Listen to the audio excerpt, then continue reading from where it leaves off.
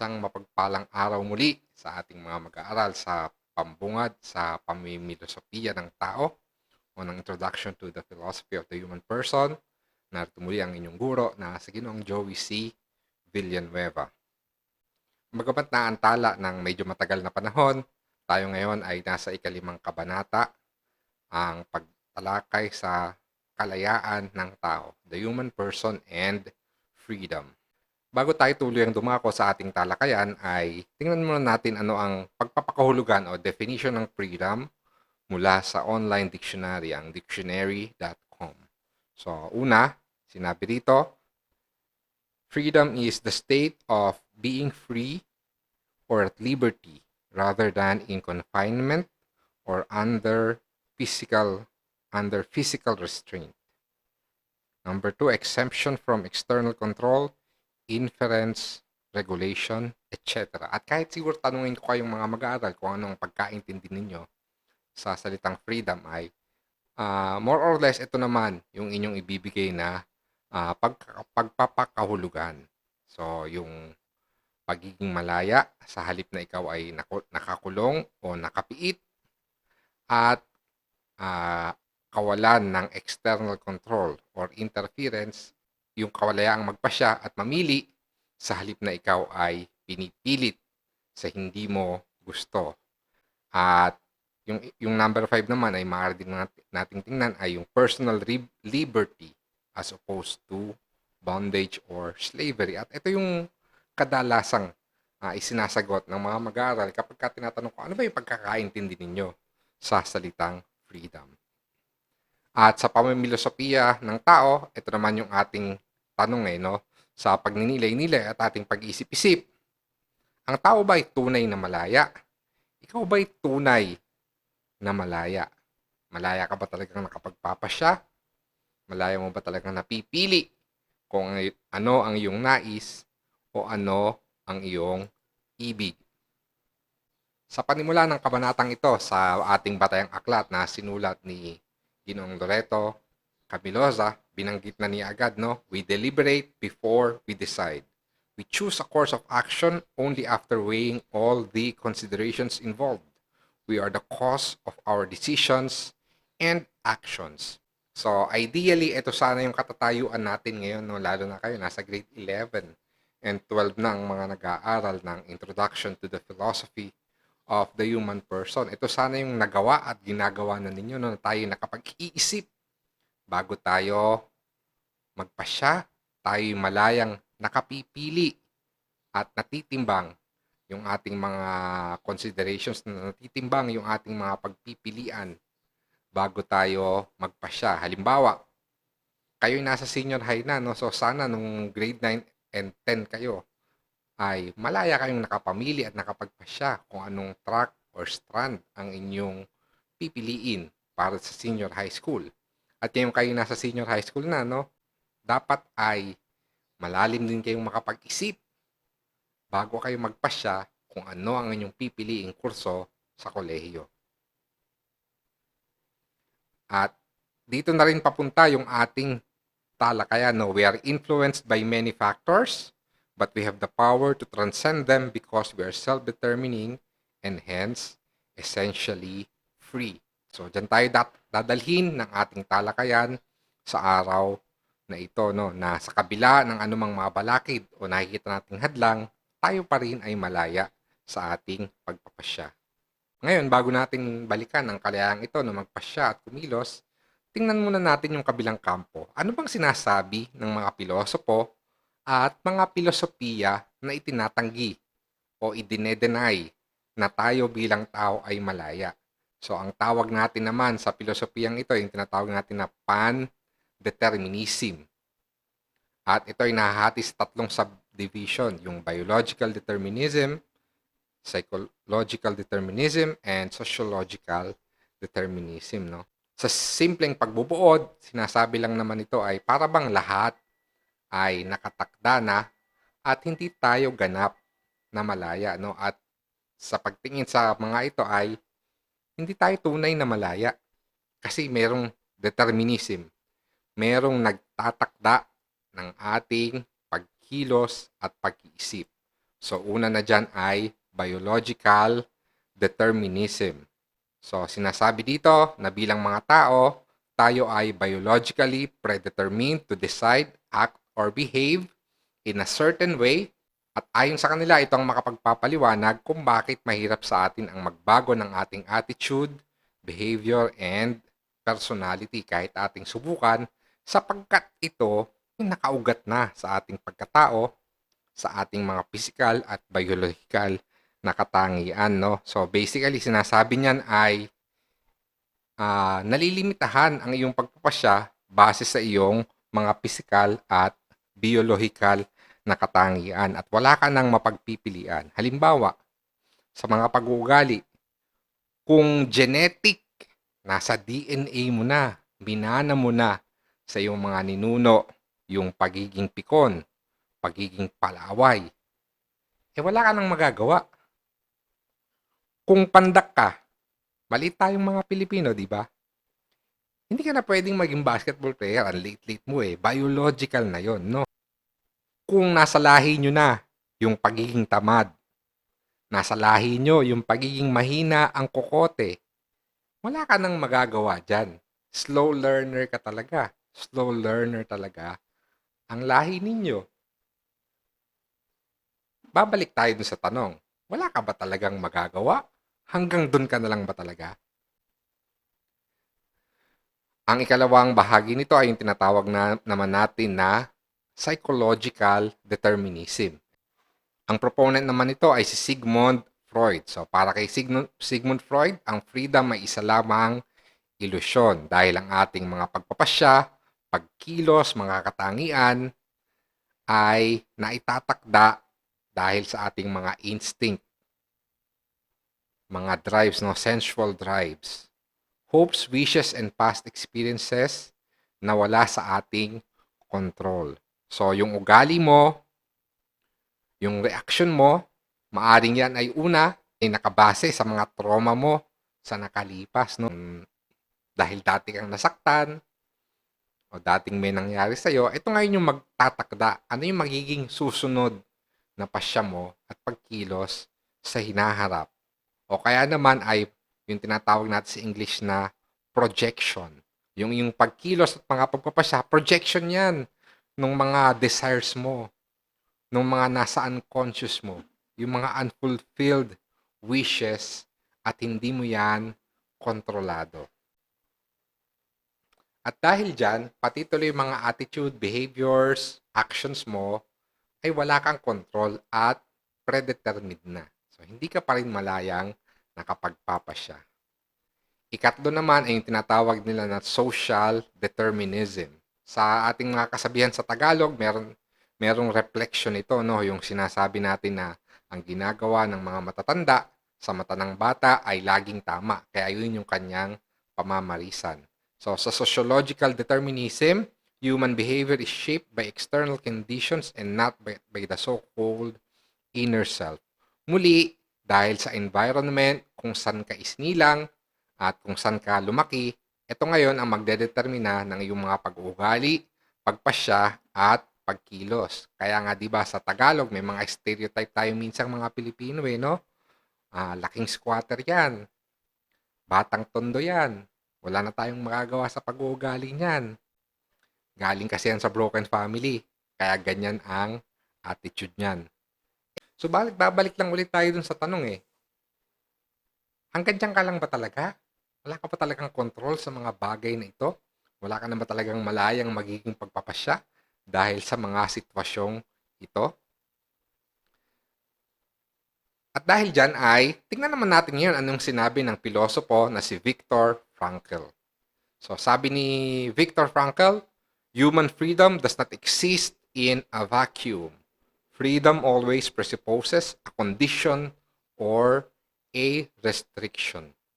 Para sagutin ang mga pananaw na ito ng mga pan-determinists, sinabi niya ay, yung freedom talagang meron siyang mga presupposing condition or even restrictions. So yung sinabi nung tatlo na biological, psychological, and social restrictions or social conditions, Pero kahit itong mga ito ay presupposed, sa huli ay meron ka pa ring kalayaan na magpasya, no? So, to say that freedom is conditioned does not mean, however, that the person cannot transcend these conditions. Sa ating talakayan, dun sa the human person, limitations and transcendence, no?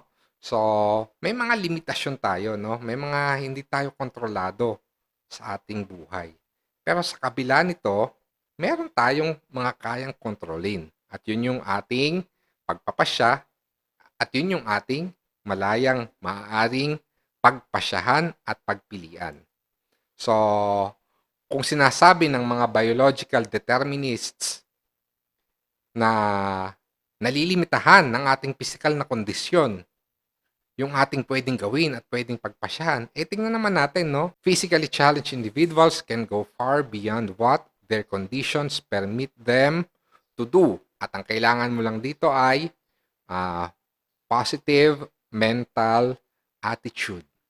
Ang dami na natin sigurong nabalitaan at nakilala ng mga para-athletes, no? Mga atleta na sa unang tingin ay may disability, no? O merong maraming hindi kayang gawin, may kulang, may kapansanan, may kulang sa bahagi ng kanilang katawan.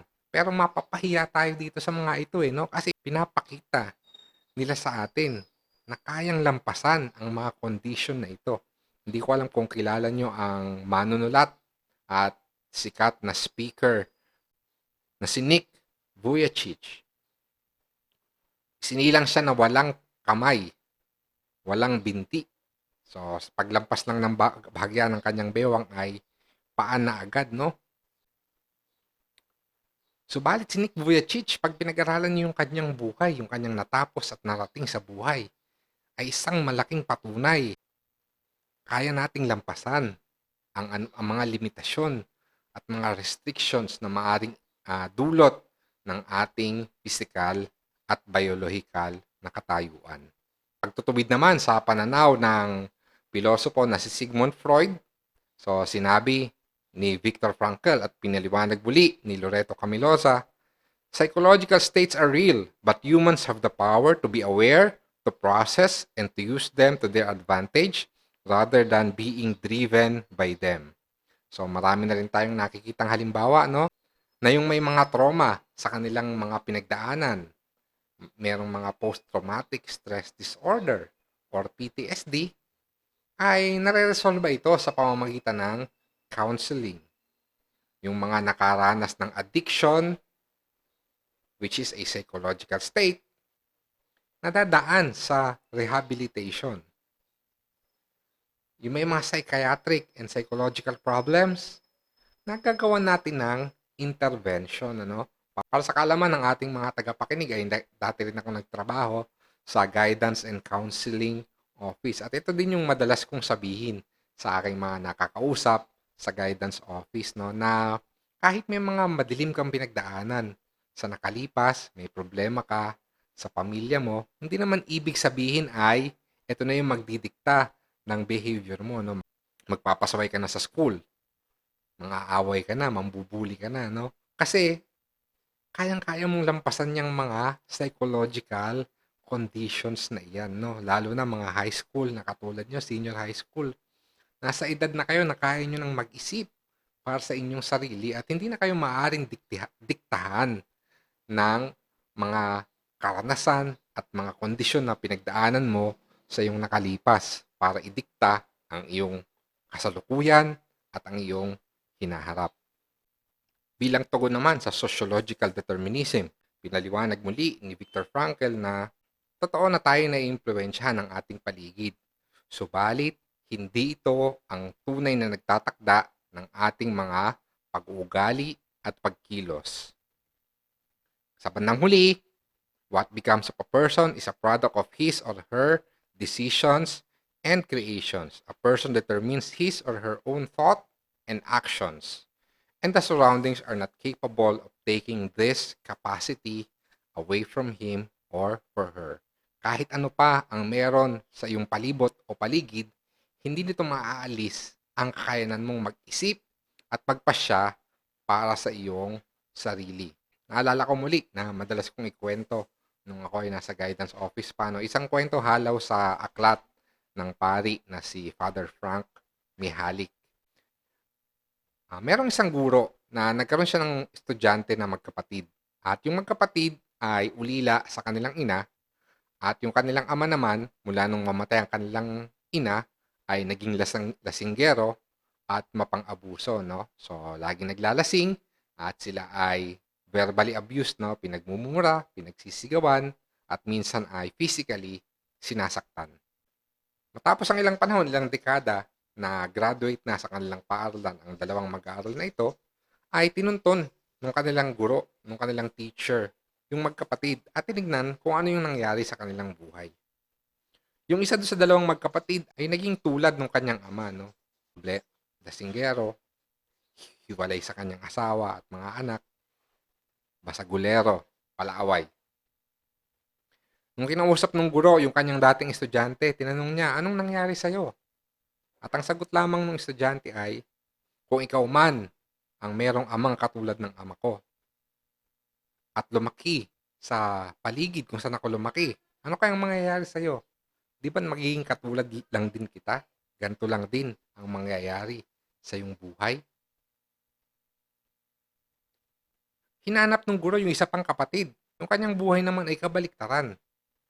Meron siyang magandang trabaho, maganda ang kanyang kita, buo at masaya ang kanyang pamilya. At kinausap din siya ng kanyang dating guro at tinanong, paano mong narating kung ano yung narating mo ngayon? At sabi lang nung lalaki ay, ikaw man ang lumugar sa kinalulugaran ko dati at lumagay sa kalalagayan ko. Hindi mo ba babaguhin ang direksyon ng buhay mo? Ito yung sinasabi natin, no? Iisa yung sociological condition, no? Maaring pareha sila ng psychological background. Pero dahil sa kanilang malayang pagpapasya, magkaiba yung kanilang naging direksyon, magkaiba yung kanilang naging pananaw, pag-uugali, at pagkilos. At ang ending nito ay nakadepende pa rin ito sa kanilang malayang pagpapasya. Gayon din sa iyong buhay, no? Lahat ay nakadepende pa rin sa iyong malayang pagpili at malayang pagpapasya, no? Meron kang kalayaan, meron kang kakayanang magbago at baguhin kung ano ang kung ano ang katatayuan mo ngayon. Kung ikaw ay meron ng sapat na pag-iisip, sapat na 'yon, no? Tigilan na natin, tigilan mo na ang pagsisi sa ibang tao. Take control, take charge of your own life. Bilang pagbubuod, ito yung sinabi, no? Ito yung mga itinuro sa atin ni Viktor Frankl na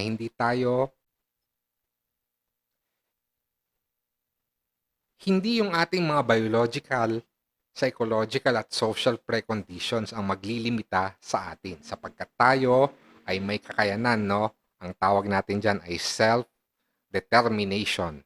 So, ano pa man ang ating katatayuan noon at katatayuan ngayon sa buhay, we have this innate capacity to determine our decisions and actions and ultimately our own life amidst constraining conditions, no? So muli ito ay kaugnay ng ating dating talakayan, no, sa limitations and transcendence, no. Kaya nating lampasan, kaya nating pangibabawan, kaya nating umangat mula sa mga preconditions at restrictions na ito sa ating paligid, no. So sa English, we can transcend, we can overcome, we can rise above and beyond these conditions and these restrictions.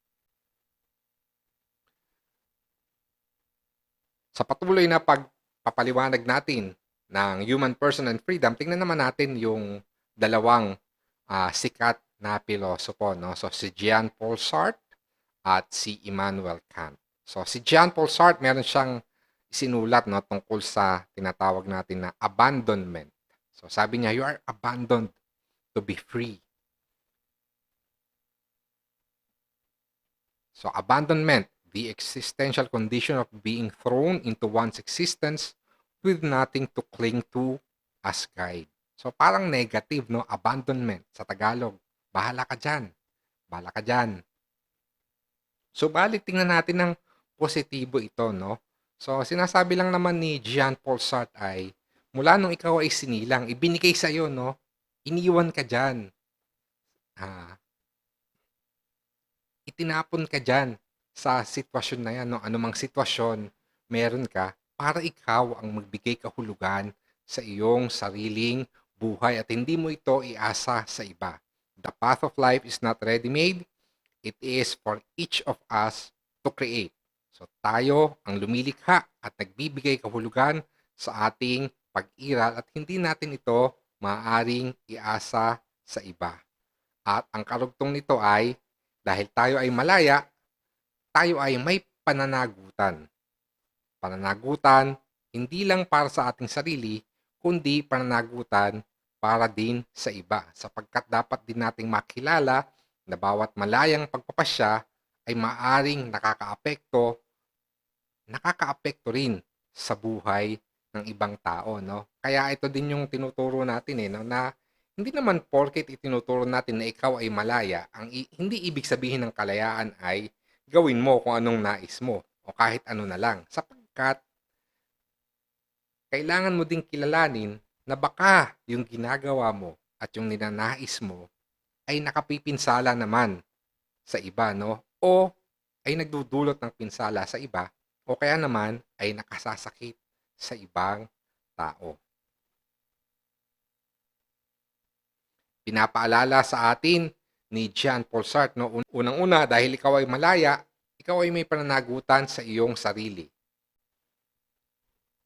Muli, dahil ikaw ay malaya, ikaw ay nagpapasya at kumikilos at may pananagutan ka sa iyong sarili. Sapagkat, anuman ang kondisyon mo sa buhay, walang pwedeng sumalo. Walang pwedeng mag-substitute. Walang pwedeng mag-proxy para sa iyo, no? Kung ano yung buhay na meron ka ngayon, iyo yan. Walang pwedeng umako niyan para sa iyo. Hindi mo pwedeng tawagin yung kaklase mo at sabihin, pre, ikaw nga muna magpasan ng problemang pinapasan ko ngayon. Hindi ko na kaya eh. Yan. Maaari kang humingi ng tulong, humingi ng payo, humingi ng kaliwanagan mula sa payo ng ibang tao, subalit sa bandang huli, ikaw pa rin ang magpapasya at ikaw pa rin ang magpapasan ng mga sarili mong pasanin. What a person is and how he or she should exist is his or her responsibility. At hindi ka lang responsable sa iyong sarili, may pananagutan ka din sa ibang tao. Sapagkat hindi ka naman nabubuhay mag-isa. Nabubuhay ka bilang bahagi ng isang lipunan at ang iyong mga pagkilos at pagpapasya ay may epekto sa ibang tao. Sa wikang Ingles, minsan ay nabasa ko, your freedom to throw your hand in the air ends where the bridge of my nose begins. At kahit ikaw ay malaya, hindi ka naman malayang makapanakit, hindi ka malayang manakit at makapinsala sa iyong kapwa. Maraming halimbawa at palagay ko alam nyo naman, no? Halimbawa ay pagtatapon ng basura, pagpuputol ng puno, pagpapadumi ng tubig. Bagamat ito'y kaya at pwede nating gawin at sa isang bantay pwede natin sabihin malaya tayong gawin ito, subalit kailangan kilalanin natin na ang mga bagay na ito'y nagdudulot ng pinsala sa ating kapwa. At kung ganoon, doon na nagwawakas yung ating kalayaan. At wag na tayong lumayo. Yun na lang pagiging responsableng anak at pagiging responsableng estudyante. Yun ay responsibilidad ninyo sa inyong sarili, responsibilidad ninyo sa inyong magulang at sa inyong paaralan. At alam naman ninyo na kung hindi ka mag-aaral ng mabuti, kung hindi mo gagawin yung iyong mga atas na gawain, mga tungkulin, yan ay agad-agad mayroong epekto sa mga tao sa paligid mo.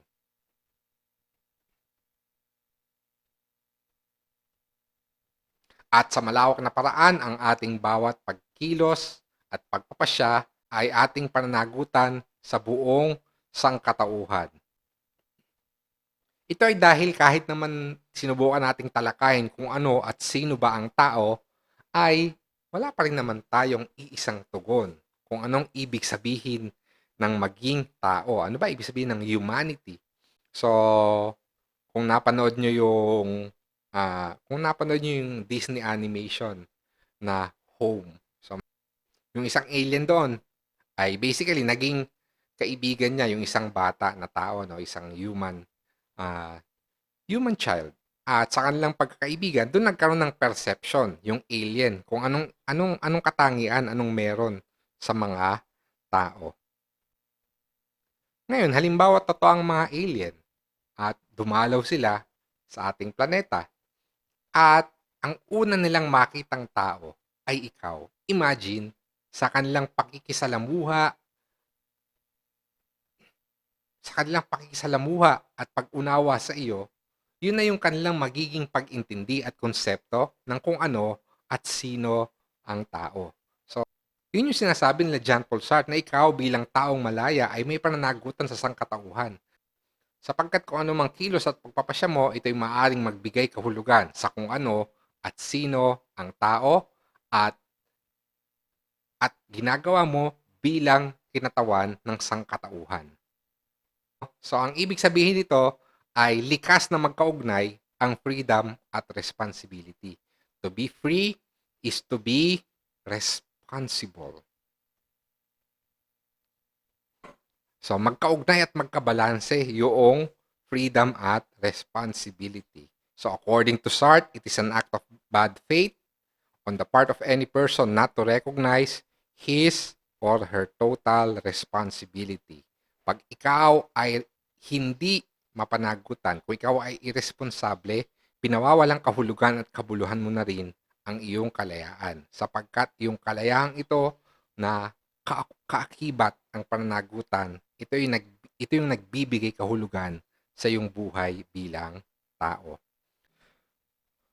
Sa pagpatuloy ng pagpapaliwanag ni Ginoong Loreto Camerosa sa pilosopiya ni Jean Paul Sartre at Immanuel Kant, sinabi naman niya ay that freedom is doing good as a matter of duty. So yung paggawa ng mabuti, ito ay ating tungkulin, no, as a matter of duty, kaugnay ng ating freedom. Naalala ko yung aking kaklase nung college. Paborito niya yung sinabi ni Immanuel Kant, yung tinatawag natin na categorical imperative. So ito yon. Act only according to that maxim by which you can at the same time will that it should become a universal law. Ito ba ay pamilyar sa inyo? Hindi man kayo pamilyar sa categorical imperative ni Immanuel Kant, marahil ay pamilyar naman kayo sa Golden Rule na mayroong dalawang version. No? Yung isang version ay kay Confucius at yung isang version ay kay Jesus sa Ebanghelyo ni San Mateo. So yung sinasabi ni Jesus na doon sinabi ni Jesus yung do unto others what you want others do unto you. So may iba palang version ito, no, sa filosofiya ni Immanuel Kant. Ito din naman yung sinasabi ni Immanuel Kant, no, parang anlalim pero unawain natin. Sabi niya, act only according to that maxim by which you can at the same time will that it should become a universal law. Ang gusto lang itanong ni Immanuel Kant dito ay, di ba, universal law. Yung bawat pagkilos at pagpapasya mo, loloobin mo ba na yan ay maging batas na susundin ng lahat ng tao? So, tingnan natin in a negative way muna. Halimbawa, kung ikaw ay nasaktan at ang gusto mo ay gumanti at manakit din. Minsan gusto mo manakit ng higit pa sa naging pananakit na ginawa sa iyo. Tanong, gusto mo ba lahat ng tao ganon ang gagawin? Pagganti kapag tayo ay nasasaktan. So pagka ganon, magiging mas magulo ang ating daigdig. Kung ang solusyon natin sa pananakit ay pagpatay, death penalty, baka maraming mamamatay. Baka lahat na tayo magkamatayan. Sa relasyon, kapag kakaunting away ang gusto mo agad ay makapaghiwalay, ay kung lahat ng tao ganun ang gagawin, baka lahat na ng pamilya ay broken family. Sa paaralan, kung ang iyong malayang pagpapasya ay dinala ka, ay dadalhin ka sa pangungopya, sa pagsisinungaling, sa pambubuli, o sa pakikipag-away. Kung lahat ng estudyante ganun ang gagawin, ano nang mangyayari sa ating mga paaralan. Kaya ito yung hamon sa atin no? Ngayon, gawin nating positibo. Kung ang categorical imperative kaya at universal law ay gawin nating tungkol sa integrity at honesty. Na ako ay maging tapat at maging marangal. At yun ang aasahan ko sa ating kapwa. Kung lahat tayo maging mapanagutan, responsible, and accountable sa ating mga actions. Kung lahat tayo maging matulungin at maging mabuting loob, at ito'y sisimulan natin sa ating mga sarili at aasahan natin sa ating mga kapwa. Hindi ba't yun ang mas tamang paggamit ng ating kalayaan at mas magbibigay sa atin ng makabuluhan, makahulugang pag-iral bilang mga kasapi ng lipunan?